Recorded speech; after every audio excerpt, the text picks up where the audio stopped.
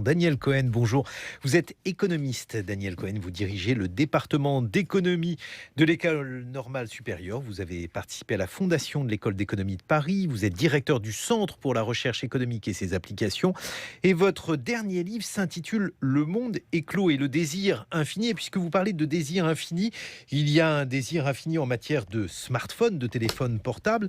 Et c'est justement le sujet du superfell de la semaine, un superfell qui résonne tout d'abord ainsi.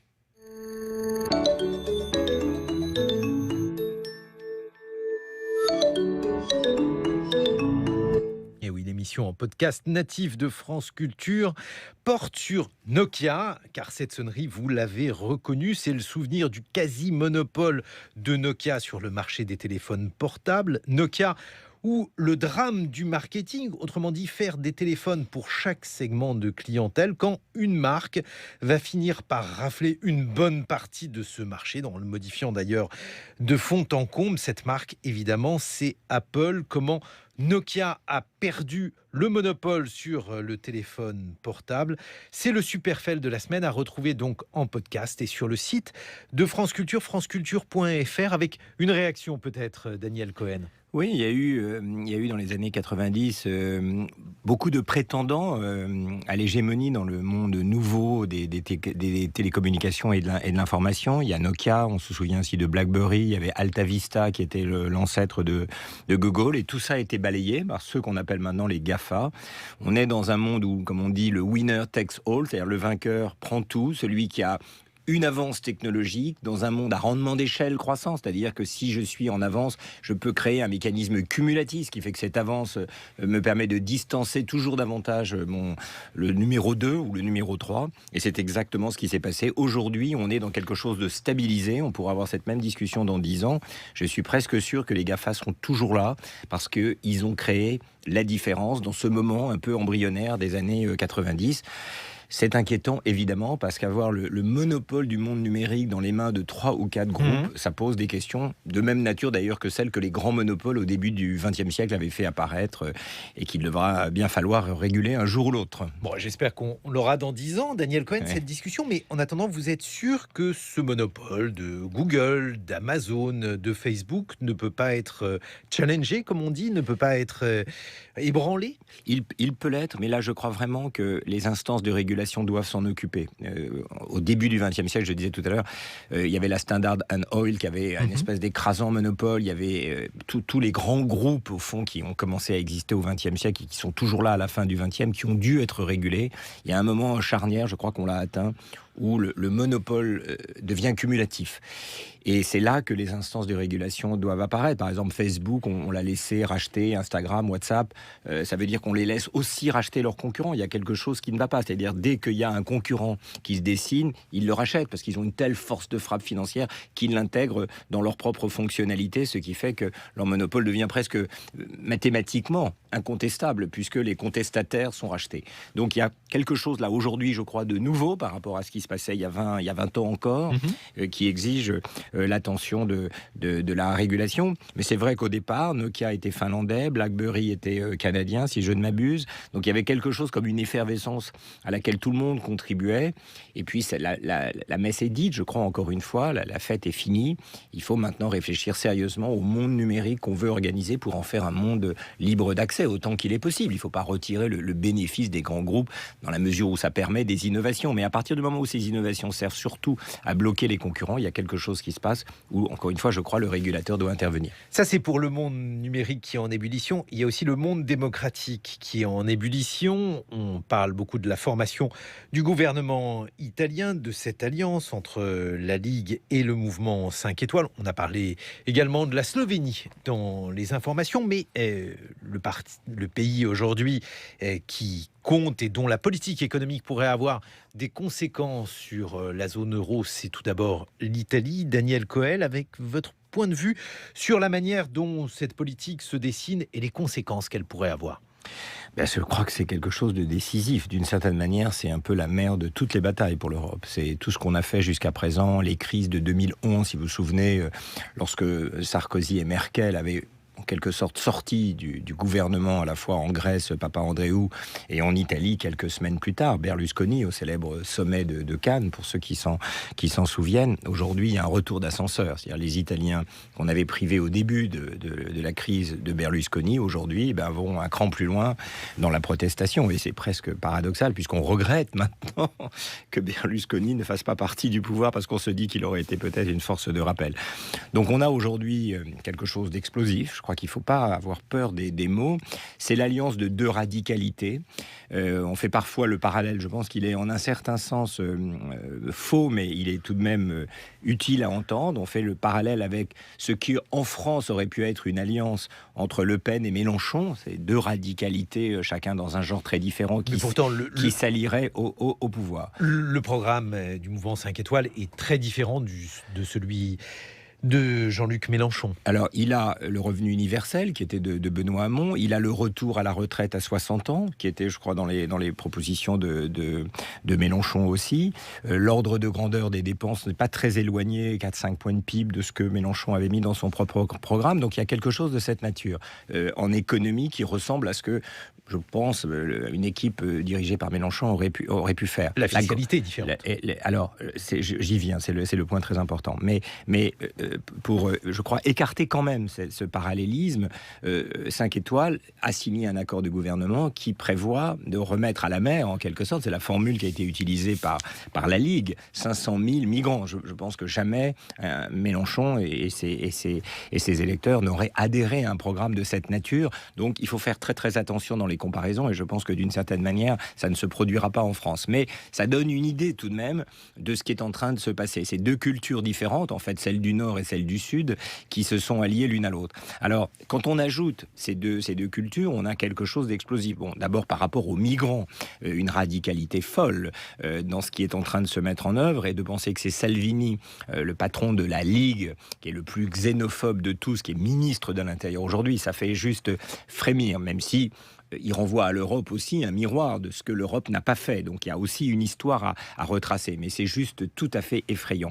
Maintenant, la Ligue, qui vient du Nord, veut des baisses d'impôts. Vous avez tout à fait raison de rappeler que ça ferait une différence avec un gouvernement Mélenchon. Donc, il veut une baisse d'impôts, ce qui, en soi, si je comprends les ordres de grandeur, signifierait une augmentation du déficit de presque 2 points de PIB, ramener la fiscalité à 15%. Disons, en gros, il y aurait deux tranches 15 et 20 au lieu de 20 et 43 comme aujourd'hui. Donc, presque une réduction de moitié de la fiscalité. Et de l'autre, le programme de 5 étoiles qui, elle, augmente les dépenses. Donc, on peut baisser la fiscalité ou augmenter les dépenses, mais quand on fait les deux à la fois, ça devient explosif. Et c'est surtout ce facteur... Qu'est-ce que ça veut dire, explosif ? Explosif, ça veut dire que le déficit italien qui est à 2% pourrait passer à 7%. Et alors, qu'est-ce qu'on fait avec un déficit de 7%?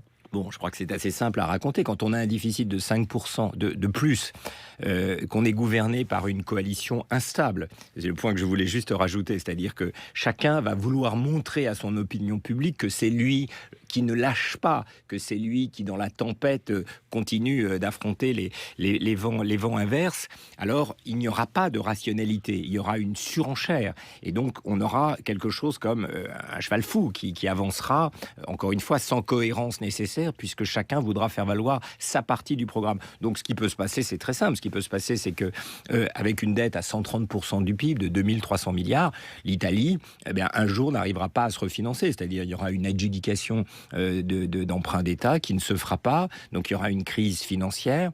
Et comme c'est sur fond de provocation vis-à-vis de l'Europe, puisque là, volontairement, on s'écarte du cadre de l'Europe, Mario Draghi, le président de la Banque Centrale Européenne, je pense, sera dans l'impossibilité d'agir. Il est italien, déjà, ça sera très très bizarre. Les Allemands seront déchaînés, donc il ne pourra pas agir. Contrairement, par exemple, à ce qui s'était passé en Grèce. En Grèce, le système... Quel ordre de grandeur pour la Grèce par rapport aux 2300 milliards C'est beaucoup moins. La Grèce, on est sur une dette de l'ordre de 200 milliards. On est dans un rapport de 1 à 10. C'est pas du tout la même chose. Mais lorsque il y avait une panique en Grèce sur les déposants grecs qui avaient quitté le système bancaire pour aller se réfugier en Allemagne, la Banque centrale avait réalimenté, un pour un, en liquidité, les banques grecques pour éviter justement la panique et la crise. Là, je ne vois pas comment ça va pouvoir se faire. La dette, si elle est attaquée et menacée, je ne vois pas la Banque centrale européenne continuer son programme de rachat de dette alors même qu'on sort des clous. Bon, c'est possible, mais il faudrait une espèce de courage vaillant incroyable à Draghi pour l'imposer. Donc, on peut aller vers une crise financière. Vous dites que politiquement, ce serait compliqué, Daniel Cohen. Économiquement, ce serait compliqué ou impossible ? Un défaut de l'Italie. Rien n'est impossible. On peut imaginer que, au bout du compte, un compromis s'installe, que certaines mesures soient différées.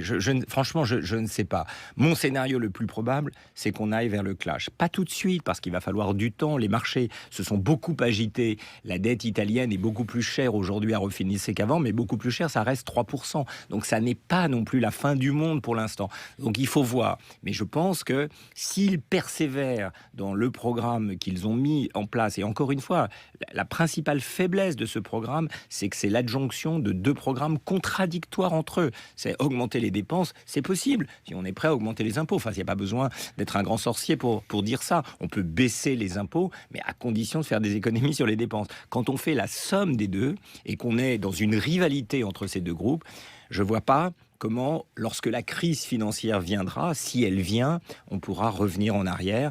Et à ce moment-là, il faut prévoir un scénario de crise financière et pourquoi pas de sortie de la zone euro, de l'Italie. Et à ce moment-là, on rentre dans un processus d'une ampleur incroyable. Alors attendez, parce que avant cela, je vais essayer de défendre le nouveau gouvernement italien, Daniel Cohen. S'il y a par exemple un afflux d'entreprises, puisque cela consiste à faire du dumping fiscal, s'il y a effectivement un effet de relance important de la baisse de cette fiscalité, est-ce que ça ne pourrait pas faire en sorte que finalement cette mesure qui vous paraît risquée soit une véritable aubaine pour l'Italie ? Enfin, je n'y crois pas, franchement. Il y a une telle méfiance aujourd'hui par rapport à ce qui est en train de se produire qu'aller investir en euros en Italie aujourd'hui, il faudrait être fou en réalité. Non, l'attentisme sera la règle, quels que soient les effets que vous dites.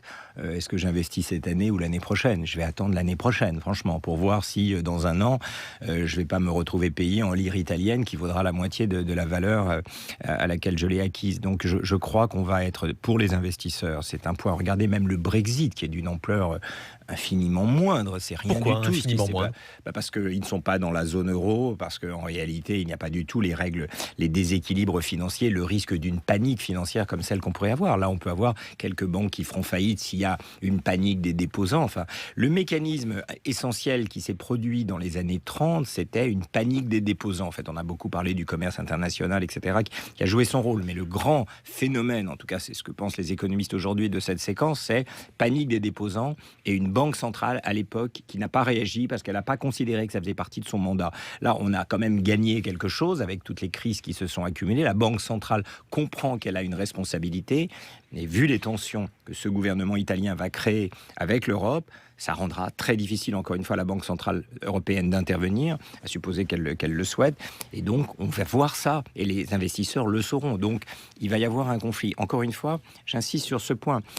Prenons ce qui s'est passé en Grèce. Tsipras vient avec un programme qui était en quelque sorte en contradiction avec l'Union européenne. Il aurait pu sortir de l'euro, il aurait pu construire un plan alternatif, mais j'ai envie de dire, il était aux commandes. Il y avait un parti, il y avait un Premier ministre, il y avait une cohérence. On aurait pu faire d'autres choix, mais il y avait une cohérence, une rationalité qui fait que finalement, il a décidé de rester dans la zone euro après plusieurs hésitations, mais on avait quand même le sentiment le pays était gouverné. Enfin, on avait tout à fait le sentiment que le pays était gouverné. Là, c'est encore une fois très différent. La Ligue parle très haut, mais c'est 5 étoiles qui a gagné les élections, qui a fait presque 30%. La Ligue a fait 17%. Donc, elle se sent très fort parce qu'il y a eu un sondage qui a été produit lorsqu'on a pensé qu'il y aurait de nouvelles élections et que le président de la République italienne allait appeler un économiste du FMI. Bon, ce qui est une folie furieuse dans le contexte de l'Italie d'aujourd'hui. Une provocation ? C'est une provocation absolue. Enfin, c'est même de la bêtise. C'est même pas de la provocation. Parce que la provocation, c'est on pense au coup d'après. Là, c'était complètement ridicule. Ça n'a pas tenu plus de 24 heures. Mais à ce moment-là, il y a des sondages qui sont sortis qui montraient que la Ligue passait en tête. Mais c'est seulement sur la foi de ce sondage que la Ligue se sent très forte. Donc, je vois pas 5 étoiles se coucher pour dire, bon voilà, c'est vous le chef naturel et nous, on est des alliés. Dans leur esprit, c'est eux qui ont gagné les élections. Il était d'ailleurs question qui s'allie au mouvement démocrate de Renzi. Donc, tout ça va créer des tensions. Je ne vois pas cet attelage faire preuve de rationalité collective face à une crise qui est encore une fois, je crois, aux portes du pays. Daniel Cohen, vous dites que dans les années 30, c'est la panique des épargnants qui a précipité la crise. Là, peut-on imaginer une panique des épargnants italiens, alors même qu'ils ont choisi ce gouvernement, c'est une coalition, et vous le dites d'ailleurs, les derniers sondages n'ont pas du tout modifié le vote des Italiens, ou en tout cas leurs intentions de vote. Oui, mais c'est des choses différentes. Je peux voter pour un gouvernement, et puis quand je comprends que la banque où j'ai mis toutes mes économies, l'argent de toute ma vie est menacée d'une crise, je vais choisir rationnellement, individuellement, de sortir de cette banque. Il y a une différence entre la rationalité individuelle et la rationalité collective, et dans les crises financières, c'est vraiment cet écart entre les deux qui se joue. C'est un exemple. Et puis, même si le gouverneur, le commissaire allemand l'a dit de la manière la plus stupide qui soit, le jour où les marchés financiers auront peur de l'Italie, ça commence à venir, encore une fois, on n'a pas encore passé le point critique de défiance, ça a beaucoup monté en tension, mais on est encore du bon côté de l'équation. Vu la dette italienne, les quantités de refinancement qui vont être nécessaires pour simplement la renouveler, même pas l'augmenter, on peut tout à fait se retrouver dans une situation de crise. Alors, la crise, après, le problème des crises financières, c'est qu'elles deviennent très vite autocatalytiques, c'est-à-dire qu'à partir du moment où on a le sentiment que la crise a commencé et qu'on ne voit pas, que ce soit au niveau, encore une fois, de la Banque Centrale Européenne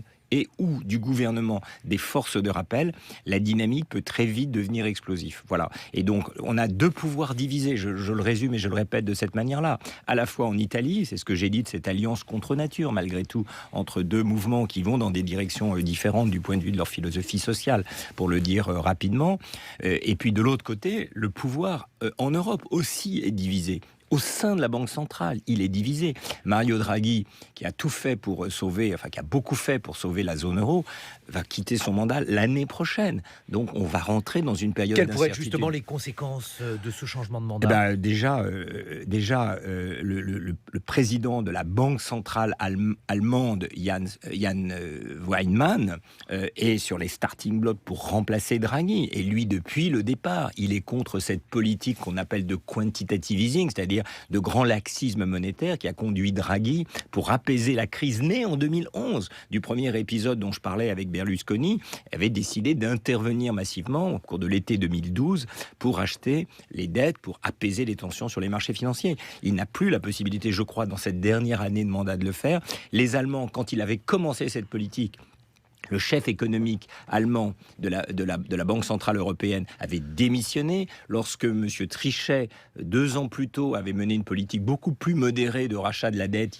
grecque, en l'occurrence sur les marchés, c'était le président de la Bundesbank, Axel Weber, qui avait lui aussi démissionné. Donc depuis le départ, la Banque Centrale allemande est opposée à ces politiques-là. Aujourd'hui, avec ce gouvernement, elle va dire, vous voyez, on avait raison, on ne peut pas faire confiance à ces pays du Sud. Dans la première version, si vous vous souvenez aussi du programme, il était question de répudier, du programme des deux, de la Ligue et de 5 étoiles, il avait été question de répudier la dette qui avait été achetée par la Banque Centrale Européenne de 250 milliards. Donc tout ça ne va pas créer un climat de confiance.